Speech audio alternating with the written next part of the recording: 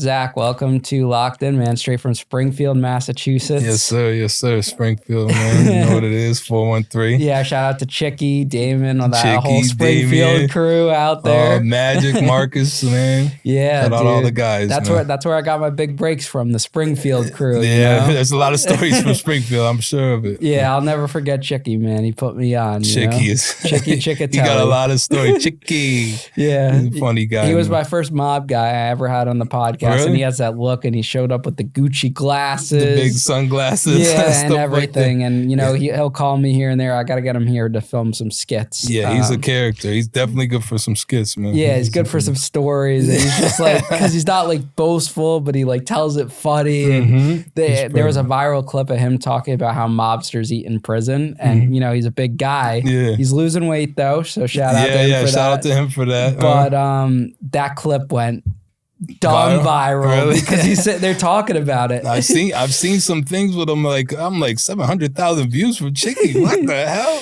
It's crazy. Bro. He did another guy's podcast that hit over 1 million. And really? Yeah, Chicky was really happy about that. These stories, man. People want to hear them. So did you grow up in Springfield? Yeah, I mean, I moved a lot. My early life with my mom. It's just me and my mom. My dad was in jail. They weren't really together either when she had me. And so, but I'm good with my dad now. I got brothers and sisters from my dad's family and stuff like that. So my mom always kept me in contact with the family. I go to my grandmother's house, my dad's mom on the weekends. So I lived in Springfield, Ludlow, Palmer, all the surrounding areas because we moved a lot. And then my mom bought a house when I was 13. We finally settled into Ludlow around 13 years old. And so I was there in Indian Orchard, which is part of Springfield, is where I'm from. So. What did your mom do for work? She was a bartender when I was born, when I was young. But then she ended up being a telephone pole, Verizon worker. She was the only woman in all Western Mass to be a telephone pole worker. So, she was a tough chick.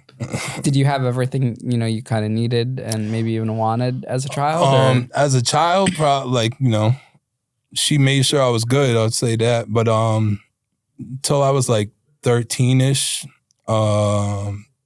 we just moved around so much. I never was settled in anywhere. I never stayed in one school. We moved so much, I got kept back in first grade because I went to too many different schools. They wanted me to stay at one spot, and they're like, well, he's gonna learn different curriculum here. I don't know what they could teach a first grader, but they kept me back in first grade for that. And then when she got the house in Ludlow, kind of settled down a little bit, started being a normal life for me, I would say. Do you have any childhood memories with your dad, or did those not come until later? Yeah, I remember visiting him in jail. Most of my stuff with my father would be with my grandmother and great-grandma, my brothers and sisters. Their mom would bring them over on the weekends to my grandma's, and my mom would bring me over on the weekends. So that was kind of cool that they... the moms, they might have had differences or whatever, but they always made sure we knew each other, brothers and sisters and stuff like that. And were they open and honest about why he was in prison, what even prison was as a child? My mom was. One thing about my mom is she's like a little firecracker, like a little Irish, you wouldn't even know she's my mom if you saw her, but she's like a little Irish firecracker. So she drank a lot. So I think sometimes when she would drink too much, she would spill the beans. Your dad was this, that. Don't be like your father. And I'm 8 years old. What the hell are you talking about? But so I knew what was going on, but it wasn't nothing really to me because my mom was my mom and my dad for me. Now, when you said your mom drank too much, did she have an addiction issue or?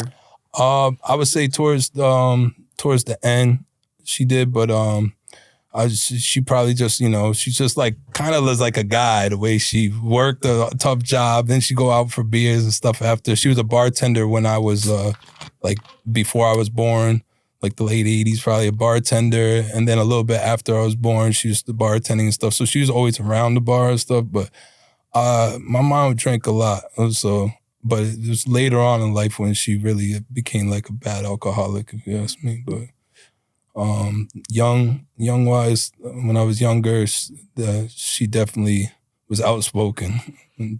Did seeing other kids that had both mom and dad at home make you feel some type of way as a kid? That's the thing. So when I moved so much, I didn't really have I have friends, because when we moved so much, I ended up coming back around to some of the same spots. So I got a lot of my friends from Indian Orchard, but they were all older, stuff like that.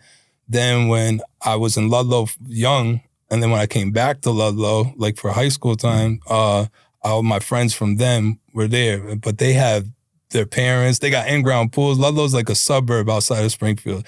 So they got in-ground pools, stuff that I wasn't accustomed to, like being around. Nobody in my family got no in-ground pool, and both parents around, stuff like that. So it was a little bit weird, but my mom always taught me like to be respectful and stuff like that. I never wanted to like embarrass my mom. So I always like had the best manners when I was at other people's house and stuff like that, like ma'am and sir, and the parents be like, oh, don't call me that, call me Debbie or whatever.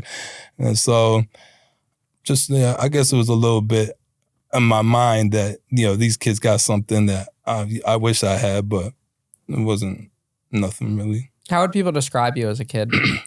Probably like a little crazy, outgoing. I was definitely outgoing. I was been funny. I feel like I've been funny since I was a little kid. My mom, all her friends, I used to make them all laugh when I was little. So stuff like that. But my mom has a single like white mom with a mulatto kid. My dad's black. So she told me like basically not to take no shit. When she was pregnant, she got some shit for about to have a kid with a black guy and stuff like that. So I remember a story. I was on the bus one time and these kids, they're just talking, but they kept saying the N-word, right? Kept saying nigger, blah, blah, blah. But they don't even know what they're saying about it. You know what I mean? These kids, they're too young to be racist. I think I was in second grade or something. I told my mom, because I just know that the word's a bad word. I don't even know like the extent behind it. And she tells me, if anybody ever calls you that, you punch them in the face. I was like, all right. So I've got the green light to punch in the face. The next day on the bus, kid said it, punched on the face. I get in trouble at school. I tell the principal or whatever. So my mom told me to do that. Blah, blah, blah. He said this word. So then when the principal came down, I was like telling my mom, like, you told your son it's okay to do that? She said if he called my son a nigger, he can punch him in the face every time. So that was been my approach in life with everything. So your mom's a G. Yeah, my mom's a G. So I got to give it to her for that. And that's the attitude I kind of took in life. But I'm like funny, respectful, stuff like that. But at the same time, it's like a no nonsense thing. Like if I feel a tension or something in the room, I'm probably going to swing first because I don't want to get hit in the face. I'm too cute for that. You know what I mean? What did you want to be when you grew up? What did you aspire? When I was younger, wanted to be an athlete, probably football. I played football when I was young. That was like my dream to do that. And then as I got like a little bit older and realized like I wasn't the best. I wasn't bad at football or basketball. I was pretty athletic, but I wasn't paying attention in school. I partied a lot of stuff like that. So I kind of wanted to be a bar owner. When I got like a little bit older, I wanted to own a bar or a club or something like that. Mm-hmm. When was the first time you got into serious trouble? How old are you? Serious trouble? I mean, first time I got like arrested. I got arrested when I was 16 for dribbling a basketball on the way home from a carnival, or not even a carnival. They call it the Festa. It's the Portuguese Festa. And in Ludlow, it's mostly Portuguese people, right? So my mom got a house literally is 2 streets away from this big ass festa, and people like come from Portugal to come to this festival, so it's big. And I wanted basketball, and me, my friend Jay New, my boy Tom, Newsom was also black. There's not a lot of black people, Spanish people, nothing like that in Ludlow. So the cops kind of like if we were grouped up and stuff like that, cops would kind of, you notice them passing by when we're walking, because none of us had cars yet and shit like that. So you notice them passing by and they would pass by again and shit like that. So they was like keeping a watch on us kind of thing. And one day I'm dribbling the ball, not one day, after the carnival, I'm dribbling the ball and a cop pulls up, says, stop dribbling their basketball. I'm like, what? My boy Tom thought it was funny. and hit the ball from behind me, and the ball went boom, boom, boom. I grabbed the ball and like dribbled it real quick and then just put it to my side. And cop comes out of the car and kicks my ball down the street. I'm like, what the fuck? He's like, get the fuck out of here. Go back over the bridge, which is basically saying go back to Springfield. So, motherfucker, I live right here, all this shit. But I was walking Tom down the street. He said, well, get to where you're going to, blah, blah, blah. I could arrest you right now for disorderly conduct or some shit. And I'm like, what the hell? So me, Tom, and Josh walked to Tom's dad's house. I called my mom. This is 2008, I think. So I have the little Razor flip phone. And I call my mom. She's drunk coming back from a Limp Bizkit concert and with my aunt, and she's like, you stay right there, blah, blah, blah. Don't you fucking do nothing but all this shit. I'll be right there. I'm like, all right. So when we drop Tom off, there's a bench in front of Tom's house. And so I'm like, I'm going to wait in front of Tom's house. She's like, all right, I'll be there in 15 minutes, 20 minutes, whatever it was. We dropped Tom off. The cops are still down the street. Me and Josh sit on the bench waiting for my mom. Cops pull up like we wouldn't believe it. 3 cops, boom, boom, boom, pull up with the lights on. Didn't I tell you to get the fuck home? All this shit. I'm like, whoa, whoa. And so when I get up, I start popping off at the cop, like talking shit. And then the cop slammed me. My shoulder's still fucked up to this day. Slammed me on the hood. Said, stop resisting, stop resisting. Banging my head against the hood of the car. All I remember seeing is Josh get up off of the bench, like, hey, you ain't gotta be doing all that. And then they said, sit your ass down for what happens to you next. And Josh sat back down. But I was like, yo, tell my mom, stay here. Tell my mom when she comes, because she knows we're gonna be at Tom's house. So she picks up Josh. I'm in holding stuff for my first time. I'm 16 years old. I have no idea. So they're booking me in the thing, all that. I'm waiting in a holding cell. Pissed off, my shoulder's like dislocated, fucking cold, I'm mad, I'm thinking like, damn, my mom's gonna whoop my ass, you know what I mean? So when she picked up Josh, she asked him what happened, and she's like, when I go down there, I'm gonna ask Zach if you guys' stories don't match, like, you guys can't hang out no more, all this shit. And so when she came down, all I hear I'm in the holding cell in the back, I could hear her yelling in the lobby. She knew the cop that did it to me. She's like, Baba, you want to hurt my son? You want to put your hand on my son? I'm like, oh, shit, my mom's going to be back here with me or something. I thought she was going to get arrested because I knew she was drunk from coming back from a concert. And they released me because I think I was too young to be like booked. You can get picked up by your parents or whatever. So when they released me, she asked me what happened. Story matched up exactly with what Josh said. And that's when she kind of understood. So she believed me from now on whenever I have run in with the cops or something. Like, I'm not saying every time wasn't my fault what I get in trouble for, but I was always honest with her. So she would believe me after that. You know what I mean? Wow. Yeah. So that was crazy. That was the first time I got in gotten arrested, some type of real trouble. Did that give you like an opinion about cops? And yeah, my opinion, which has changed, to be honest with you, but my opinion at the time was like, fuck the police, and like them few bad cops, and to me they were bad cops. They kind of like were targeting us. Even that kid Tom that I said we walked to his house, Tom is he's white, and his dad Bruce was the man, but the cops went up to him one time. It was like, we see your son hanging out with these kids, blah, blah, blah. We get gas station t-shirts, like, you know what I mean? Like the $5 fucking Galaxy t-shirts. And sometimes it'd be purple, green, whatever color the fuck it was. We just throw on the t-shirt. Could we play basketball and stuff? And he's like, I noticed them wearing colors, and I think your son might be getting involved with gang activity and stuff like that. And Bruce was like, you think my son's hanging around with gang members because they got different color shirts on? He's like, this is the dumbest shit I ever heard. But them cops gave me a bad impression on cops at first for a while. Now, do you end up graduating high school, or? I end up struggling in high school, and I was contemplating dropping out. And my great-grandma, my dad's grandmother, she's an old black lady from Mississippi, right? And so she was 100. She was about to be 100, about to turn 100 years old that year. And I was about to graduate if I could, but I had to make up like mad work. And I'm like, this is going to be too much. I'm already 19. I'm already a year older than everybody else.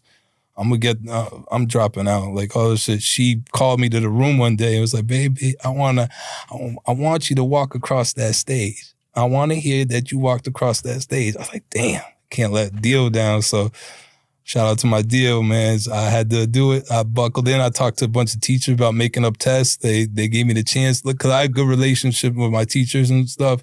I just wasn't paying a lot of attention in school. So they let me make up a bunch of tests and stuff. I passed probably with the lowest GPA in the history of passing, but I passed. So what happens next? Do you end up going to college or what is your life? I was going to go to Western New England College and play basketball over there. I had to go to Stick for a year, which is a community college in Springfield. I had to go to Stick first for a year to get like my GPA up so I could go to that college. And I ended up just dropping out of there. I never even went to a class at Stick, and I just went right to work. I was working like little oddball jobs here and there. I had a girlfriend. I was out at my mom's house, stuff like that. And then after that, I just worked, really. And then sold a little bit of like weed here and there. Nothing too crazy, but then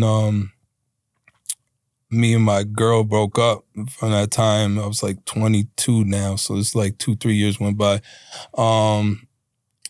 When we broke up, I moved back with my mom, and then she had hurt her back at work, and I think that's when her like addiction with alcohol, her problem with alcohol became like worse, and I started seeing it like with my own eyes what's going on, you know what I mean? And I have a little sister, we're 13 years apart. My mom had one more kid other than me, my little sister Hannah. Her dad was actually a real good guy. He's like the only like, I want to say father figure. He was more like a friend. He didn't try to be like a dad to me. He's just more like a friend or a big bro kind of guy to me. And when him and my mom broke up, when my sister was probably like 11 or 12, no, probably like 10 years old. And that's when I came back to the house, and she was not the same person that she was when they were together and shit like that. So from there, when I'm back at the house now, I'm going out a lot, partying and stuff because I'm not with this girl anymore. So since a young age, since like 17 years old, I've been going out to clubs and bars because my dad is well known, well respected in Springfield, like very well respected. There's one thing I got from him, it was a lot of respect from older people. You know, he knows like Chicky, all them guys, but all the clubs downtown, like at 17 years old, I was going in the clubs, like, just my dad would be like, don't you embarrass me, you park yourself in the back and all this shit. I don't want to hear you causing no problems. Mostly strip clubs too, by the way. But my older brother, Larry, he's 2 years older than me. So when he was like 19, 20, asking my dad to go in, I'm like 17, 18.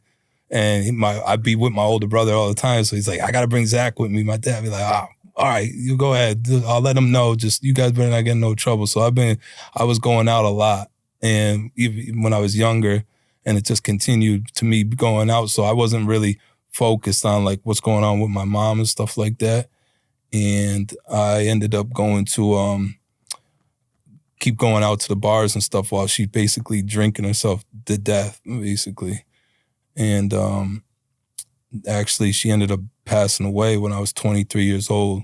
And then after that, it kind of went all downhill from that. That's when I really turned back, like, to the streets for real.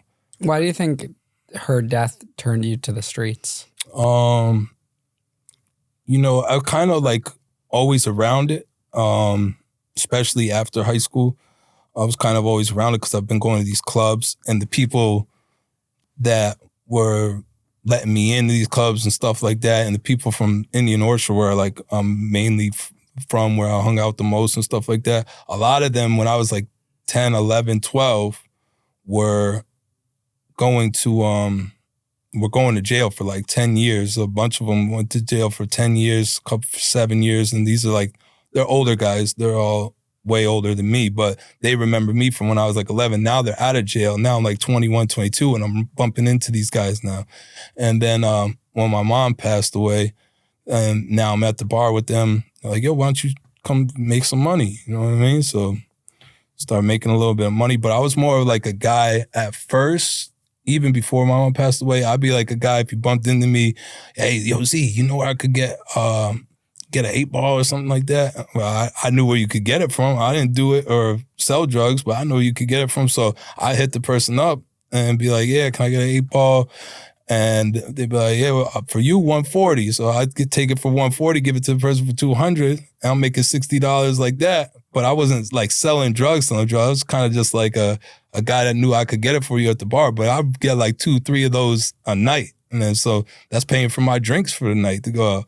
Then I'm like, you know what? After she passed away, I just really didn't give a fuck. I felt like I didn't get a lot of help from my family. And my family is very tightly knit from both sides, my mom's side and my father's side. But like, I don't think they knew how to like handle me and stuff like that.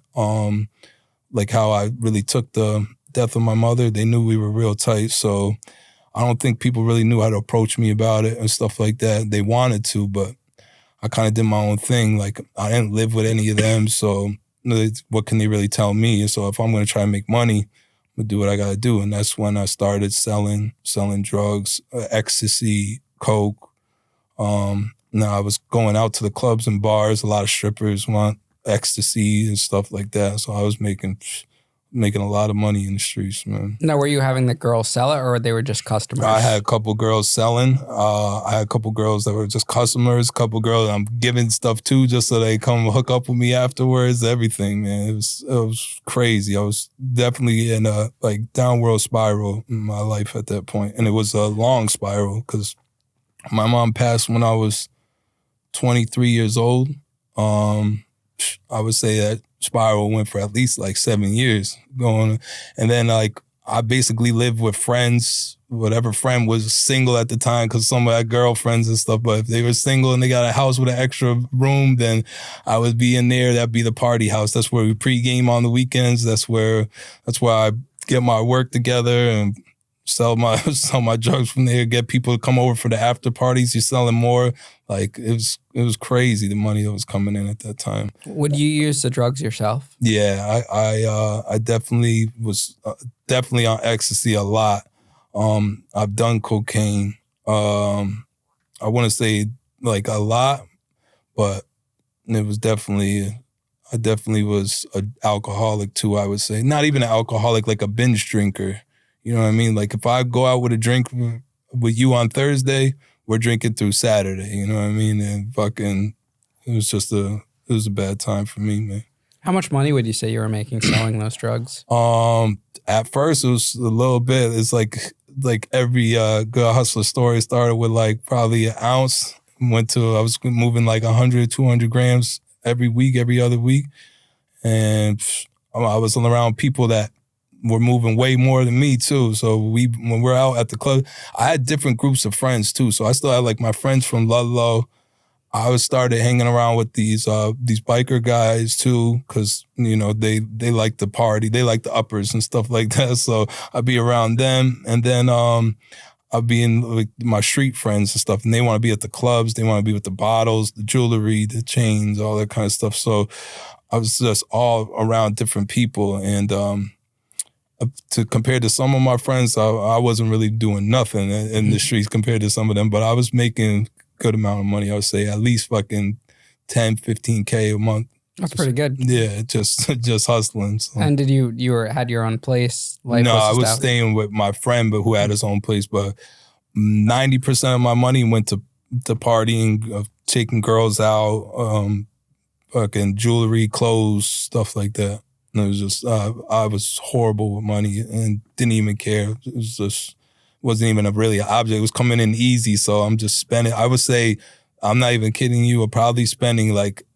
anywhere from $1,000 to $3,000 a weekend, every single weekend. And did you stop your regular jobs, like working normal jobs? Yeah, my last job I was working at that time was, I was a roofer. My grandfather, my mom's dad, was a union roofer. And after my mom passed, him and his wife, she was the secretary for the union. And she thought it'd be good for me to go there. And to be honest, I regret losing that job because the union roofers are making like $48 an hour now. I would have full benefits. I would have been like 10 years in by now. stuff like that. I just think about I could retire in 20, after 20 years, you can retire from the union, stuff like that. Think about that stuff now. It's like, damn, I was too into the fucking spiral at that point. Yeah. So what happens next? How long does this kind of run for? I would say it ran for a long time until I met the mother of my daughter, and when I met her, she kind of she knew I was like damaged and stuff like that. She was like the first person I would say. I'm not saying nobody didn't care about me and stuff like that, but I would say like she's the first person actually like, yo, you need to take a step back. Like you're going down like you have no purpose in life kind of thing. And I kind of had a crush on her, stuff like that. So then we started talking. She ends up getting pregnant, and I'm about to have a daughter. I'll never forget when she found out she was pregnant. She took the pregnancy test at the restaurant where we went to, because she said she was late for a period. I'm like, all right, well, I'll take you out to eat afterwards. I'm thinking she's going to take it. She took it there, and she stormed out. And I was like, oh, no. She's crying. She's like, I can't have a kid with you. You're a drug dealer. My parents going to hate me, blah, blah, blah, all this stuff. I'm like, damn. Like, that did not make me feel good. You know what I mean? So I'm like, fuck. Like, I don't know. And I wasn't ready to have no kid at that point. I'm like, we'll talk about it. Like, you know, go home, think about it. We'll talk about it and stuff like that. And I'm happy that she never listened to me, because I was like, we don't have to have a baby. You know what I mean? I'll be here for you, whatever. But that's when kind of all my other problems started in life, was with that. But that's when I kind of like told myself like, all right, you gotta really lock in and step up kind of thing, because she's not gonna get rid of the child. And you know, you had your fun. I had a good 7-year run of going out, getting girls, like having fun. Like, it's time to man up a little bit. And to be honest with you, I didn't do that really at all. Her family was very like, they're very like structured family, like the people from Ludlow kind of thing, that they had the mom and dad, and I call them the Brady Bunch family. And they called me from her phone, her mom, and was like, if you don't want to be around for this, we have enough good men that can raise this child. And like, I kind of took that to a slap in the face, like a slap in the face, like, what you mean? Like, what are you talking about? So that's when I was like, you know what, I'm gonna be here for this and all that. And I was for a little bit with her, and then I fell right back into the bullshit again. I was going out while she was pregnant. I was a bad boyfriend, I'm not gonna lie. Was hooking up with other girls, stuff like that. And after that, she ended up going through my phone, finding messages with other girls, talking to some stupid stripper that threw me under the bus. And she ended up keeping my daughter away from me for a little bit, and because she was pissed. And so then I had to go to her mom to go see my daughter, and I know they hate me now because she definitely told them what's going on. So it's just awkward for a while. And then after that, this is when it gets a little tricky here. So after that, I'm going to her mom's house to see my daughter and stuff like that. And another like thing that was like a slap in the face to me. I know I was a piece of shit for what I did right there. You know what I mean? For cheating on her while she's pregnant. She's a good person. She would never do nothing like that to me. You know what I mean? So I'm a piece of shit for that. And her mom one day, I was like, what kind of car seat does she have? Because I want to have the same car seat for my car when I take her. And she looked at me like, oh, like when you take her, like, no, you're going to come here and see her, but you're never going to take your, like, I'm never going to take my daughter kind of thing. I was like, fuck is going on over here? So I don't know. It's kind of always felt like they never really wanted me around kind of thing. Definitely not after I hurt their daughter, you know what I mean? But I just always felt like I had to like prove myself to them kind of thing. And once I'm going over there seeing my daughter a bunch, I end up running into the mother of my child again. We do the family thing again. So then the feelings start coming back around, stuff like that. She ends up getting a house. And when she gets the house, she wants me to move in, kind of thing. And I'm kind of like, now here all the feelings are coming back again. I'm like, fuck, man, am I ready for the family shit? I'm still outside. I'm still doing this and that. I'm like, fuck. I never grew up really like that. So I was like, damn, I was 1 foot in, 1 foot out. It was unfair to her. And I was talking to another girl. Once again, I'm at her house when she just moves in. I fell asleep with the phone right there. She used my thumbprint to get in the phone and went through my phone, talks to a girl. I wake up on the couch. I hear her talking to somebody. I'm like, what the hell? I walk into her room. She's talking on my phone. I grab the phone. I'm like, who you talking to? I look. It's the girl that I'm talking to. I'm like, oh my God. But I look, it was only like 1 minute of a conversation. I'm like, okay, they couldn't talk about that much. She gets up, starts hitting me, blah, blah, blah, get out of my house. Oh shit. I'm like, fuck. I'm like, stop. My daughter wakes up. And when she woke up crying, she's yelling for her mom. Really, that shit right there really like broke me. It hurt me bad. So she gets up, she grabs my daughter. Now she's holding her like, get out, and stuff like that. I'm trying to console them. She's not having it, obviously. Then she's like, get out, I'm about to call my mom. And I'm tired of like the family being involved in our relationship. Like if I'm in a relationship with you, it's me and you. Your family don't gotta be involved in every little thing that's going on, you know what I mean? And she went to grab the phone. I took her phone. I broke it. I smashed it. And then I left the house. I just walked out of the house. I walked from her house to my grandmother's house, my dad's mom. And that walk was like probably a 7-mile walk. That walk seemed like it was all night. I called the other girl. I'm like, it's not what it seems like. I'm trying to, oh my God. That was a bad time. So a couple of days go by. I'm trying to call the mother of my child. And the phone's not picking up. It's not ringing. The number gets disconnected. I'm like, oh shit. One day I'm at my grandma's. They served me a restraining order. How the fuck I get served a restraining order? And it was during COVID. This whole thing happened. So they granted her a restraining order because basically even the judge was like, you can't be in fear for your safety a week after the incident happened. Like, and she said that she was like, she talked to her parents and they think it would be a good idea if she gets a restraining order. The judge is like, your parents can't decide if you need a restraining order or not. You have to decide. And then she's like, you guys are young parents and this isn't the way you should go about things. I hope you can resolve it in different ways. And I'm going to give you a 3-month restraining orders. And then in 3 months, you guys come back. Hopefully you guys have parenting things decided, stuff like that. And God bless you. That's what the first judge said. During that time, I'm talking with the other girl and stuff like that. And I can't see my kid because the restraining order, I'm not contacting her parents. So I just haven't seen, I'm waiting for the 3 months to come up. I missed the court date. They extended for a year.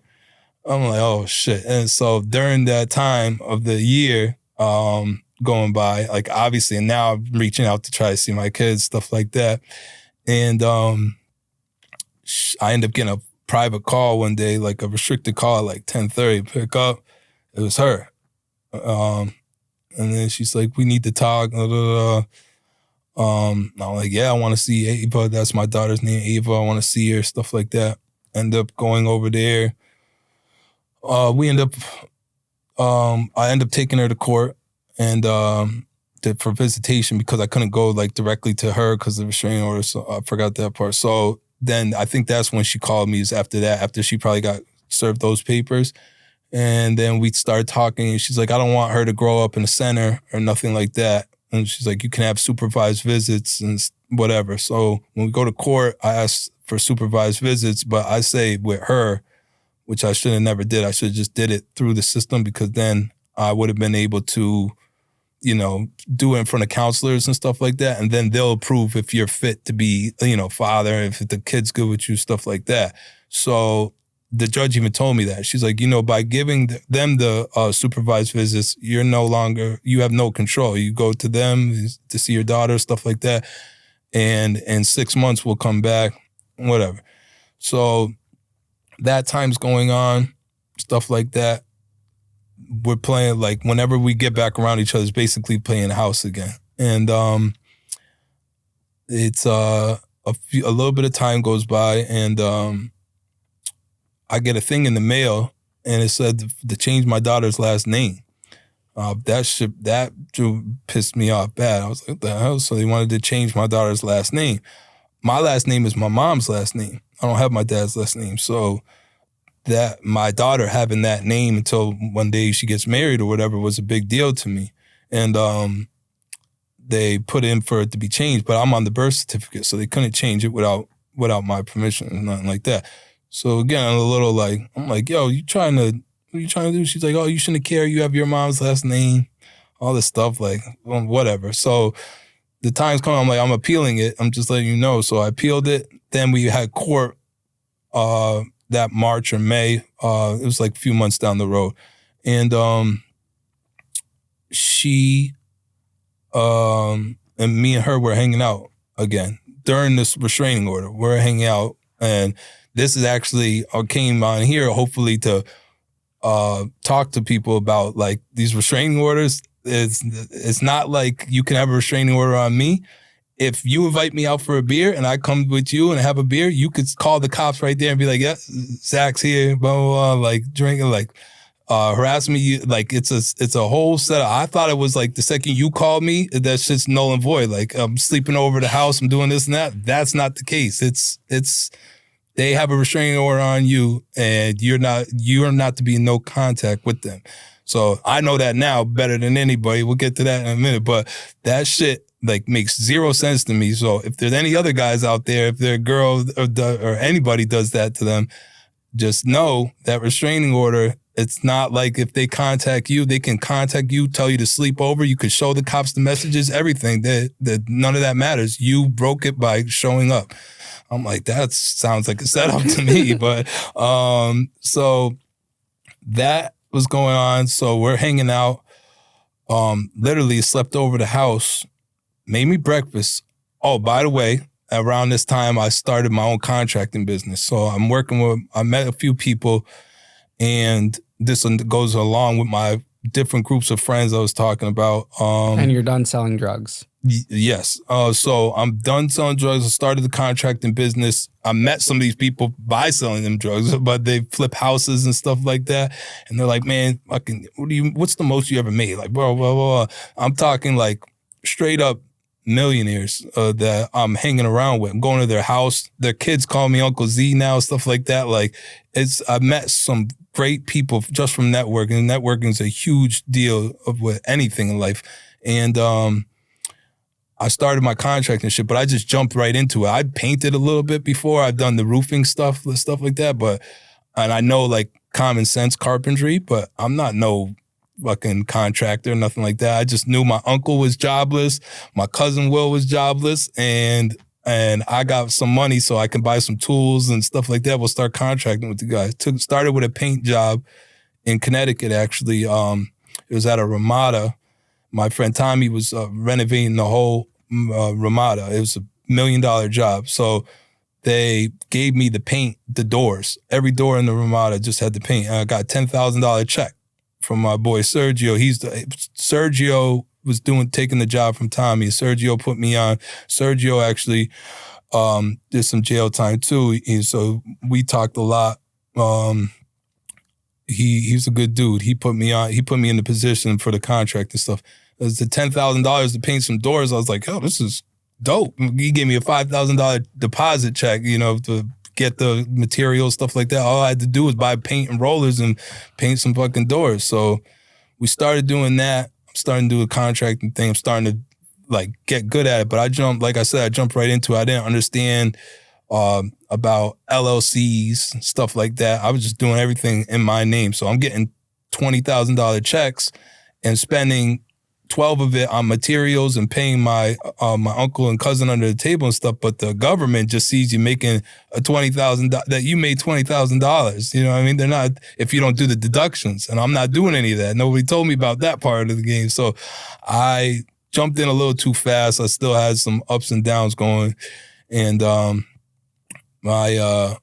mother of my child, she needs money and stuff like that. I'm like, yeah, this money's tied up and stuff like that. And I go to her house and I put like $800, I think, on her fireplace. Ended up sleeping over that night. She made me breakfast, everything. My daughter woke my daughter up, got her ready for school. That day was the day of the name change, right?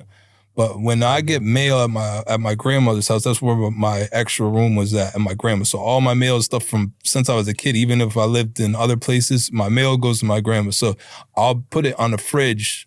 My grandma's got like 5 fridges in her house, but I put it on the fridge in the middle room, and that will be my reminder that, oh shit, I got court coming up. I haven't been there in a couple of days because I've been sleeping at her house. So she makes me breakfast. I go to work. To go work in Connecticut on a flip. That was the day of the name change. After I go to work, they go and still do the name change. They went to court. She went to court and followed through with the name change. And when I got back after work, I went to go grab a change of clothes. And I look on the thing. I was like, oh shit, today was the name change. I call her. Like, today we had court for Ava's name change. She's like, yeah.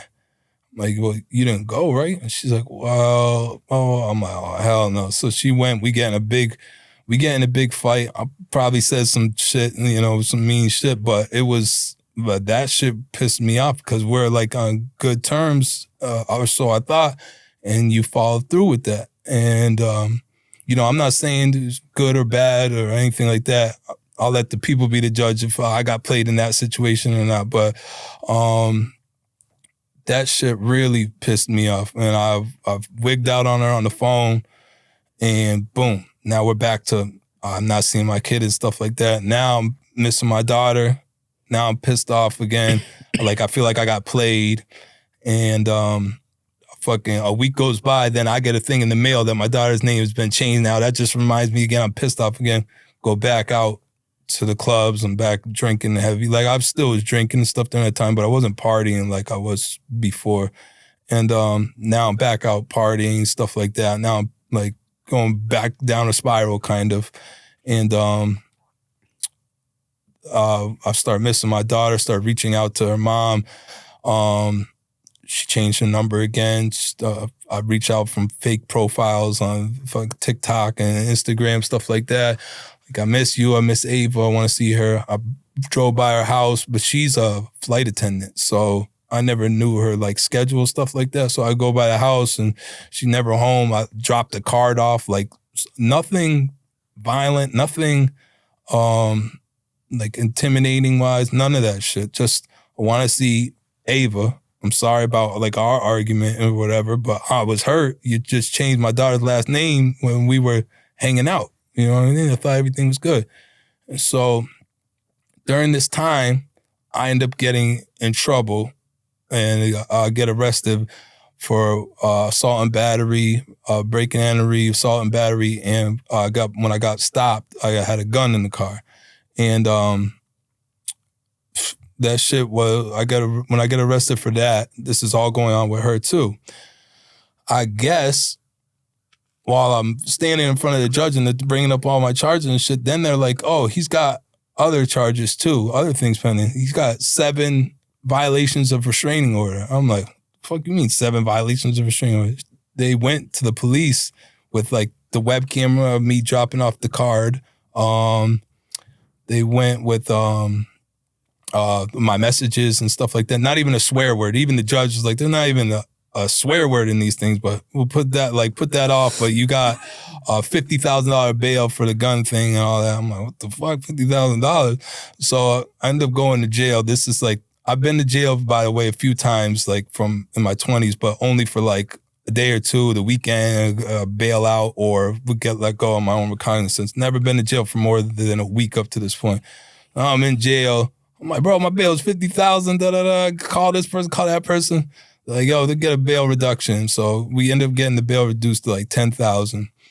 Then a couple of my guys from the Diablos motorcycle club, shout out them. They put up 5, and my cousin put up 5. And when I got out, obviously paid them right back and stuff like that. But now I'm back out. Now I'm pissed off about that situation. And I was in jail, I want to say, for like 11 days or 12 days at that time, right? Before I bailed out. At that time, that whole time I never was on the news. The day I bail out, I go to my grandma's and I'm telling her, she's like, what, baby, what was you locked up for? I'm like, grandma, you know they fucking with me. I got some stupid ass tickets or something. Driving, I made some stupid thing. I'm like, driving infraction. And she's like, what? They had you in jail for driving? I'm like, yeah, no license, no insurance. She's like, baby, you know you need to have insurance. I'm like, all right, well, next thing you know, my grandma's TV is right here. My dad still laughs about this to this day. The first thing on the 6 o'clock news is Springfield man arrested with a gun on the 900 block along Hill Street. I'm like, the hell? I turn around, my mugshot's right there. This is 12 days after, like, it wasn't like reported the night of. How the fuck are you reporting this shit 12 days after I get released? And so when I get released, fucking my grandma looking at the screen, she's like, you ain't nothing but a liar. I'll never forget her saying that, but that was hilarious. And so that's going on. So I know if that's on the news, I know that my daughter's family is seeing all this. And I'm like, this is going to be, if it wasn't already an uphill battle to be in my daughter's life, it's going to be more of an uphill battle now. And so I do the dumb shit I'm not supposed to do. My lawyer, they put me on a bracelet. No, I'm out on bail at this time. And we have court in like 7 months or some shit like that for the gun. Why did you have the gun in the car to begin with if you stopped dealing drugs? The gun was in there because of a different reason. I can't really say what it was. It wasn't mine, but let's just put it that way. Okay. But it was in there, and I was still like in the club scene. I have jewelry. Like I had a lot of expensive jewelry. Me and my friends, like some of my friends got beefs and shit in the streets. Not me personally. I had no problem with nobody, but it was just a thing like a lot of people carry them in Springfield, you know what I mean? And I actually, around this time too, right after the gun thing with me, my friend, my brother, Boss Don, he was a rapper from Springfield. He was up and coming. And he literally was fully invested into being a rapper. Like, he went down to Texas with the crew, with everybody, went down to Texas. He went to Johnny Dang, who does all the rappers, jewelry, all the rappers, grills that you see, like any famous rapper you can think of. Johnny Dang does this shit in Texas. And he went down there and he got permanent set teeth, $30,000 grills, permanent set for all his teeth.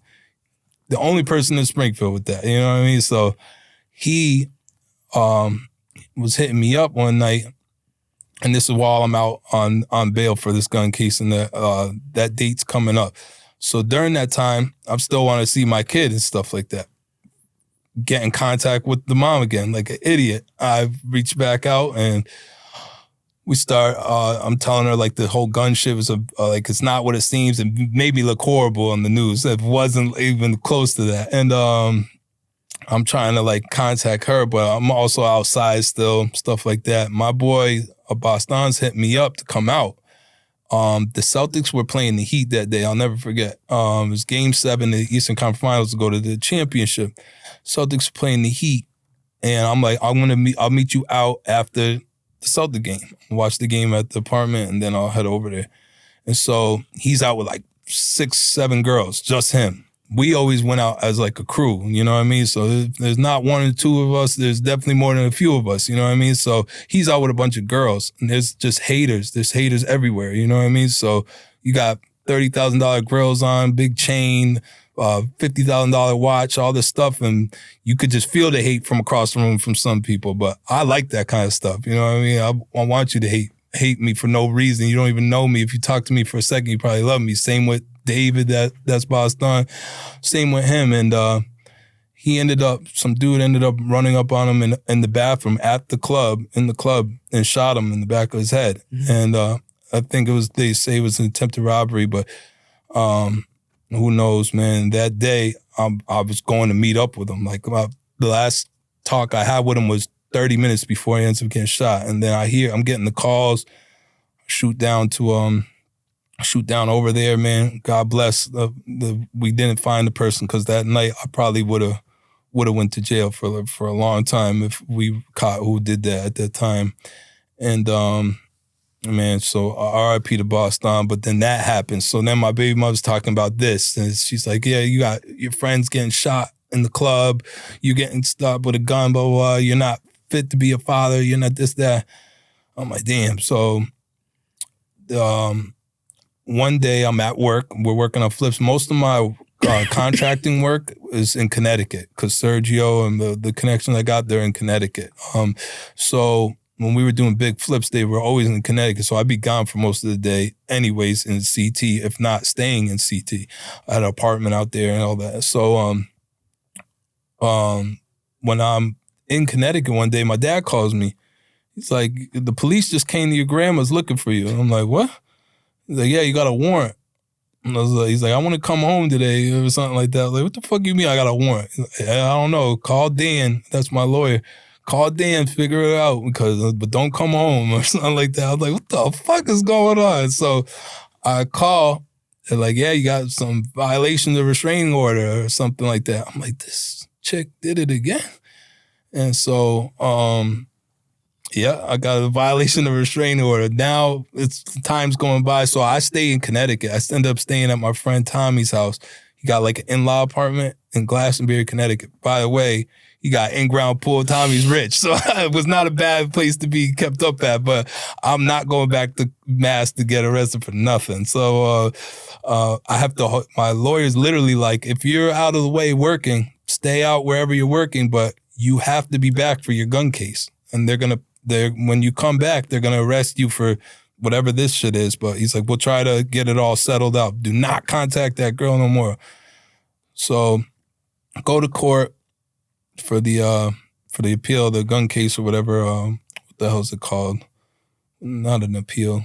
I forget what it's called, but to fight the gun case. And when I go there, they cuff me up for reaching out to the mother of my child. And it's just crazy. I'm sitting down there like, you fucking did it again, you dummy. Like of all the things, all the times I could have been arrested, and like Damien would tell you, like my friends with Diablos, we beat people's ass at the bars and clubs like many a times. I could have been arrested a million times before. I could have, the drugs, everything else, could have been arrested a million times before. And the fucking thing I'm getting in most trouble in is literally reaching out, like not even threatening nobody. It's like, what the fuck? So that's going on. And they bring me downstairs. I'm in the bullpen. The judge is like, I'm gonna hold them dangerous for whatever until the next court date. My next court date is 2 weeks. So now this time when I go back, I'm in orange, obviously, and I'm not sentenced yet or anything like that. And so I'm like, fuck. So I'm thinking about how to win this gun case. I'm like, they're not gonna take this fucking these violations serious or anything like that. Now it's, by the way, it's like up to like 13 violations of restraining order. And so when I'm there, luckily my cousin Fatia was in the pod that I was in at the time. So he basically ran shit up there. So I was good. We had our own phone, stuff like that. I came up with it, got all the cosmetics, got fucking a whole sack of food. I knew a lot of the guys up there. So we were good in there. I wasn't like uncomfortable in jail, like never really. But it's the 2 weeks go by, I come out, the judge basically said that it was an illegal search and seizure of the gun.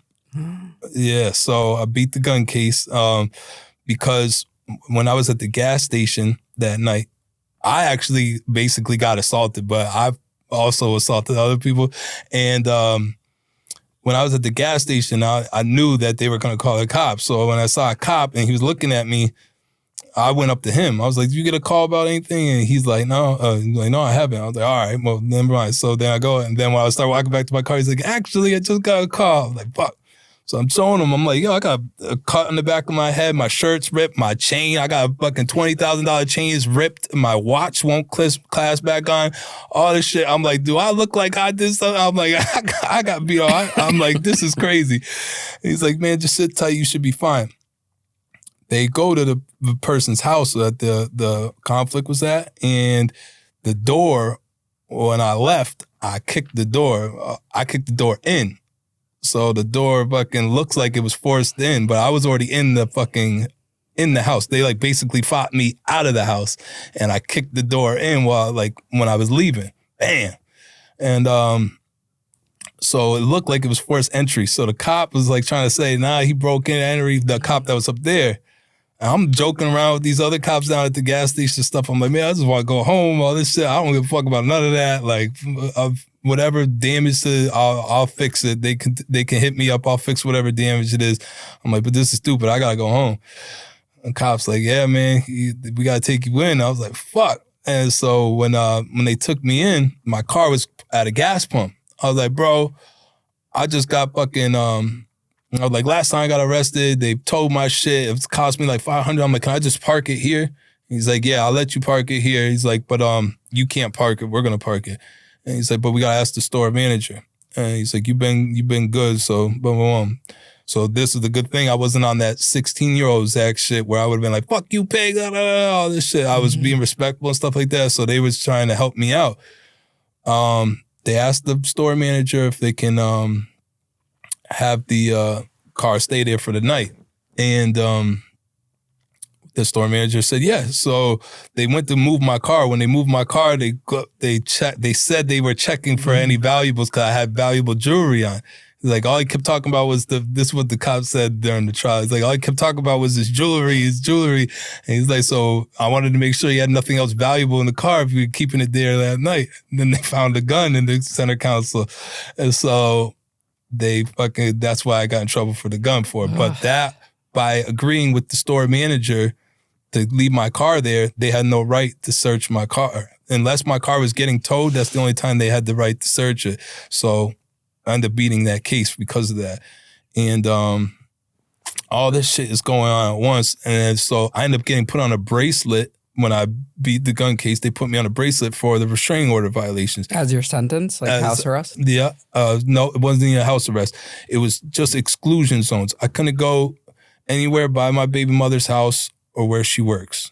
And so that was basically my sentence. I got 1 year of that. So I beat a gun case. My fucking lawyer literally looks me in the eyes. He's like, "Buddy, you just beat this case. You should be going away for 2.5 years." He's like, on top of the fucking restraining order stuff, he's like, "Do not contact a girl. Wait for the courts," all this shit. So waiting for the courts. Every time the courts is coming around for family court, I don't even get to speak. And I'm the one taking her to court. I'm like, what the fuck is going on? I've taken hair follicle drug tests to like prove that I'm not on drugs or alcohol and all this shit that I'm being accused of and stuff like that. And I'm not saying I never did those things. I've definitely done all those things, but I wasn't at that moment. I'm like, I just want to be in my daughter's life. I don't understand what's so hard about this. Like, it's crazy. So one day, I really did it to myself. 2 months after that, I'm on the little bracelet thing. I fucking at home looking at old, like I get the memory on Snapchat. It's me and my daughter and stuff like that. I'm like, oh my God. So I'm like, I can't contact this girl. So I sent a fucking edible arrangement to her house, a box of chocolates, and thinking like, all right, she's not gonna bring a box of chocolates to police. You know what I mean? Like, that'd be the craziest thing. So I sent an edible arrangement saying, "We need to talk. Sorry about everything. Like, I miss Ava so much. I miss you, but we need to talk." And she brought it to the police. And fucking literally, we had court for my daughter the day before. It was the 28th or 27th of December of that year. And so I beat my gun case in October. So it's 2 months literally went by. And the 27th, we had court for family court. Nothing happened at court, but it's whatever. We're gonna have another date. Literally the next day, I guess there was a warrant for my arrest. So some detective was fucking went over the box of chocolates. They saw that was sent from my debit card. I didn't like try to hide it. I did it. You know what I mean? So I violated the restraining order again. Now I'm on the fucking ankle bracelet. When the judge sees my face, the judge was like, "Is this real?" So they end up giving me fucking 18 months of fucking jail time, direct, for fucking a box of chocolates. You did 18 months? For a box of chocolates and a whole bunch of messages, not even a threat. Even the judge said it again. I don't even see a swear word in here, but you've been here in front of me like 5 times and you still insist on sending things. And it kind of pissed me off because it made me look like I was like stalking this girl or something. Like the whole time we were in contact, not the last time, but that whole time we were in contact with each other. They just used that stuff against me. You know what I mean? So it just made no fucking sense. So now I'm fucking actually going to jail for an extended period of time. Not no 2 weeks, you're bailing out kind of shit. When the guys from fucking, I was in pod B6, when they saw me come back 2 months later, because they thought when I left for court that day, you know what I mean? They're like, "Oh, well, good luck, blah, blah, blah." They're like, a lot of guys were like, "Oh, he'll be back," because there's no way he got caught with a gun in his car. Like, he got caught red-handed. He's going to be back. And so when I never came back, my cousin, I guess he was talking bad shit up there. I thought, "Yo, my cousin got the lawyer, blah, blah, blah," all this shit. And shout out Fatia, man, free Fatia. But I went back up there. They were like, "The fuck are you doing back?" I was like, "Bro, I don't even want to talk about it." It's almost like it's karma for the gun. That's what my lawyer's like. Look at it like this. You could have got 2.5 years, up to 2.5 years with the gun, but whatever time you would have got probably would have been 18 months because of your first offense, but it would have been mandatory. He's like, now you got 18 months direct because of this dumb shit. He's like, so if you're on your best behavior, you'll be out in 10, 11 months. You know what I mean? Is that what happened? That's what happened, yeah, man. And so that's why in jail, I want to talk about that a little bit. So now I'm in jail, I'm back in B6. So I'm still not sentenced yet. They're just holding me dangerous. Dangerous for a box of chocolates sounds crazy, but they're holding me dangerous for 120 days. I'm calling my cousins, my brother, all this shit. I have my business. My cousin and my uncle weren't the most reliable people in the world. So I'm like trying to like get the guys who do the flips to let them keep working. But he's like, "Bro, if you're not here to manage it, like I can't trust them. Like I can't be driving to Springfield to make sure that they're waking up and coming and have gas money." He's like, "That's what your job is here for, to be their boss. And that's not my job." He's like, "I can't really help you, bro. If I get like any small jobs, I'll let you know. But if they were making money, I would have been making money in jail." You know what I mean? So as long as they were getting jobs, I would have been having them give me money in jail. So I was like, fuck. And now I'm in there. I'm calling my cousin. I'm like, "Get a hold of Dan. I fucking need to work another mirror. I can't go to jail for 18 months. I didn't get the 18 months yet. No, bad. So they held me dangerous for the 120. Now we have court in a month for the restraining order for the chocolates. And but it's actually what I got the 18 months for was violation of probation. It's because I was on probation with the bracelet.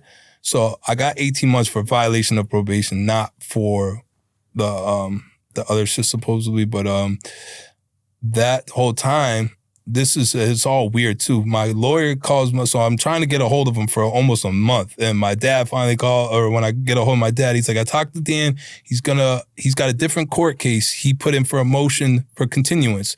So you got 120 days. You got to be there no matter what. You got to be there for 120 days. So when that 120 days, he's like, you'll have court within that time, and Dan could probably smack this out of the park. It's stupid. It's fucking box of chocolates."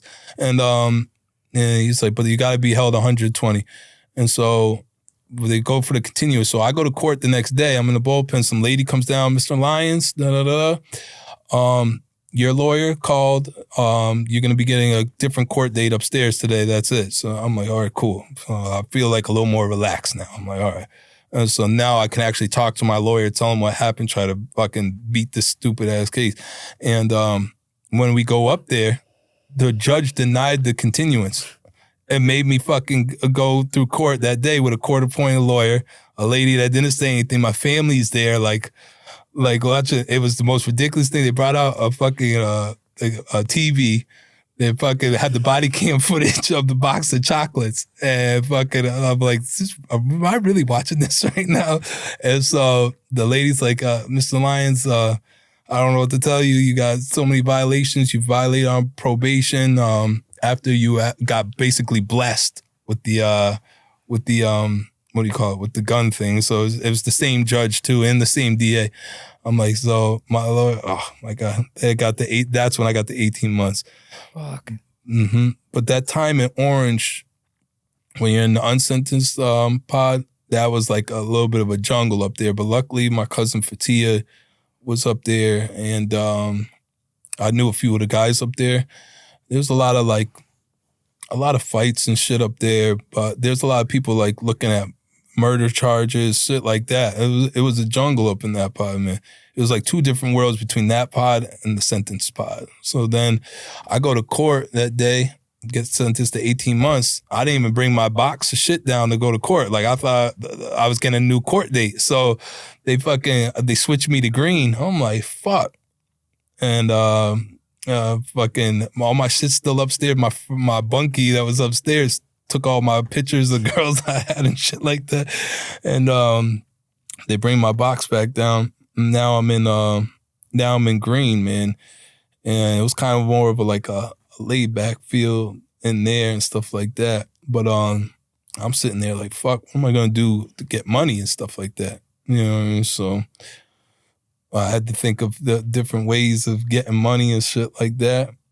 And I ran it. There was a few people from like the Mardi Gras scene. I don't know if you heard of Mardi Gras Springfield. Chicky and them talked about it. Me and Damien were in Mardi Gras a lot. It was a big strip club in Springfield. I think it was one of the biggest ones in New England or some shit like that. And there was like 4 people in this pod that I knew from Mardi Gras. So I was kind of like comfortable in there and stuff like that. And my boy had a store. I'm like, all right, so there can be multiple stores, in a fucking pod or shit like that. But I'm like, what the fuck can I do to actually get some money in here? But I gotta be on my best behavior. I don't want to be selling fucking K2 and shit. And the K2, and as you know, but fucking in Ludlow jail, it was fucking crazy, man. Like, I got some stories with that, man. So fucking, you know how much you can make off a sheet of paper of K2? A lot. Fucking crazy, man. I've heard some people get like 8 to 10 grand off of one sheet of paper, bro. And so I'm like, I gotta get in on this, you know what I mean? And so there was that, but a few people I knew kept getting fucking busted for having it because they do the random searches and shit like that. I'm like, damn, do I want to do that? So my boy Nico, in jail, he worked. I knew him from B6 too, and then he got sentenced as well. And he did time in the feds, this and that. He's funny. This dude, he's like a little Spanish Kevin Hart kind of, like the way he acts and stuff, and he's little and loud, but he's like, Z, this is what I came in with. Shows me his commissary slip. He had like $200, right? Like, this is what I got right now. He had like $8,000 in there. I'm like, how the fuck you get that? He worked in the kitchen, not in the kitchen, staff dining, right? And so you get like, after you complete like fucking, I think it's like 6 months of work in there, you get basically full pay, which would be like $400 a month from staff dining, basically $100 a week. But they work every day, mad hours. But he would come back he would have people on contract and fucking come back with food and fucking, you'd be like, yeah, if you send me $50 cash app a week, I'll come back with like 2-3 meals for you a week, or 3 burritos and 3 fucking whatever he could fit in his shit. He could have chicken. They had chicken wings fucking wrapped up. Staff dining had some good shit. So I'm like, well, I got to get into staff dining and do that. Then I got to wait 6 months. I don't even plan on staying here that long. Like, I'm going to be on my fucking best behavior. I'm doing all these programs. I'm going to get all the good time I can get. And so Nico's like, you know how else I make my food? Off a commissary. I'm like, what do you do with the commissary? He's like, I fucking double on Cash App.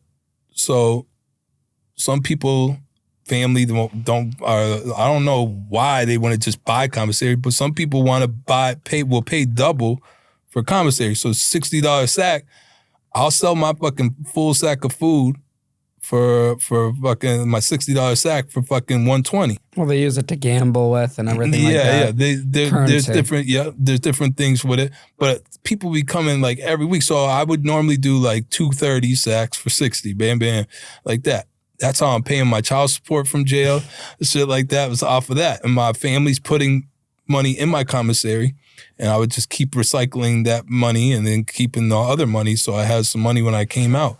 And I literally ran it up off of straight food. And then the people that, like, you know, the crackheads and shit that come in there, I would literally be like, yo, I see you never get commissary. Can I use your account?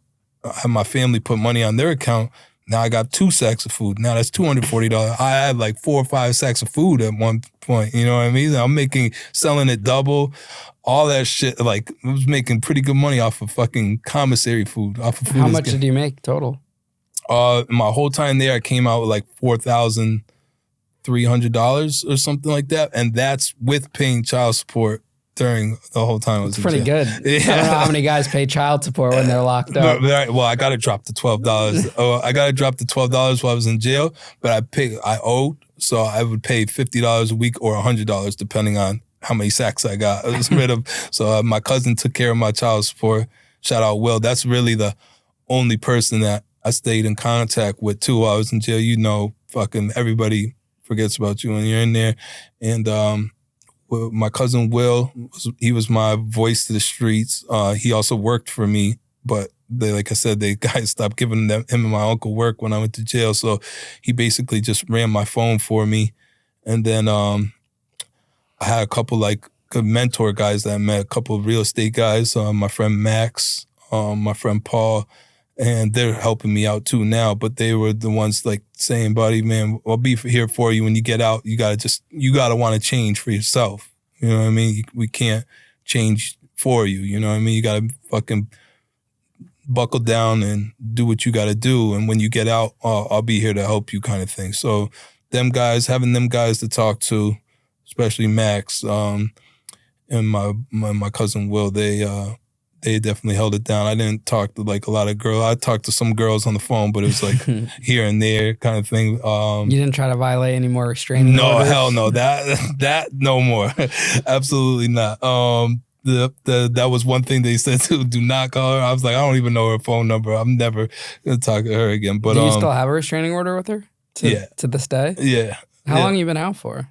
I've been out for 4 months. Okay. And then you've been clean on restraining orders so far? Yeah. I'm staying clean, man. I'm staying off of that. And that's kind of why, to be honest, I wanted to come on here, but it's like to talk about, even though you might think you're not, until that shit's settled by the court, you need to follow that thing. And even the judge said something to me along the lines of like, she has a restraining order on you. You don't have one on her. If she contacts you, you can file a restraining order on her. I'm like, well, I'm not gonna do that. Like that's weird. I just didn't think any of this would ever come to that. But like I said, to be 100% honest with you, I was a piece of shit boyfriend. So I guess it all came back full circle on me, kind of. Are you allowed to talk to your daughter?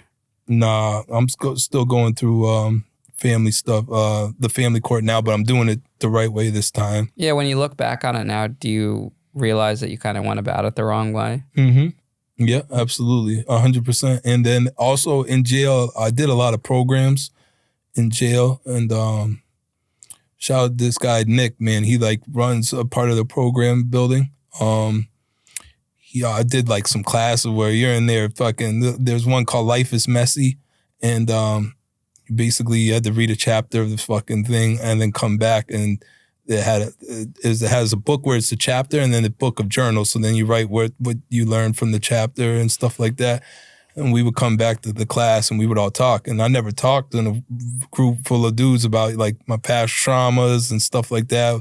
My mom passing away, dad being in jail, shot at, you know what I mean? Fucking fights, stuff like that. That's all trauma, you know what I mean? It's stuff, even stuff you see in jail.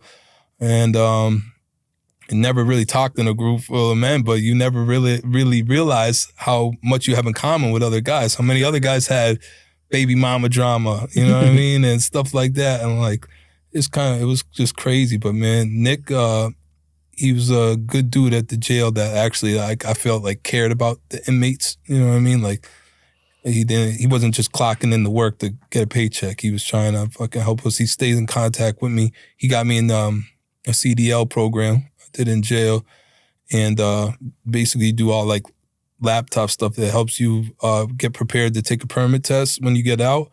And then when you get out, you take the permit test. The jail paid for everything. And that's what you do now, drive trucks? No, I don't do it yet. I just completed the school. So I did the CDL school when I got released.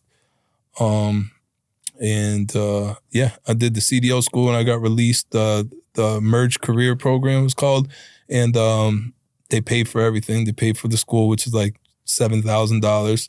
They even help you get gas money and stuff so you get to work and back every day.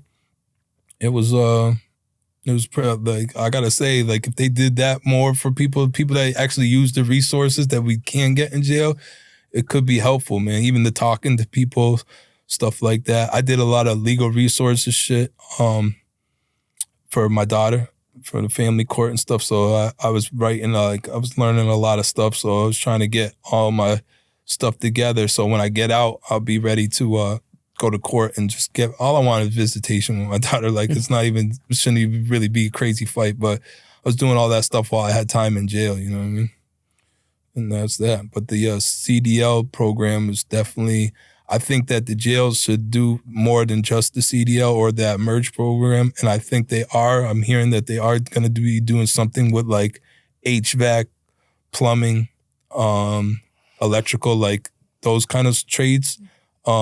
Help you learn in jail, and then when you get out, you can go to one of those kind of schools, something like that. Yeah, so people aren't just sitting there doing nothing. Right, doing nothing all day. So that's the other thing.